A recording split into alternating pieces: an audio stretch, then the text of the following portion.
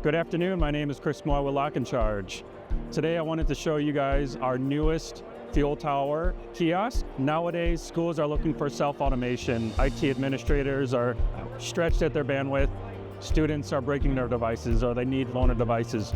So today I'm going to show you how easy a student can walk up to the kiosk and either charge, loan, or request for repair on their devices. So another workflow we can do is for students that need their Chromebooks repaired.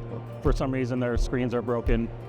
A student would simply walk up to the kiosk, select the repair workflow, select drop off a repair, enter in their asset ID number. So let's just make up an ID here that we'll click next.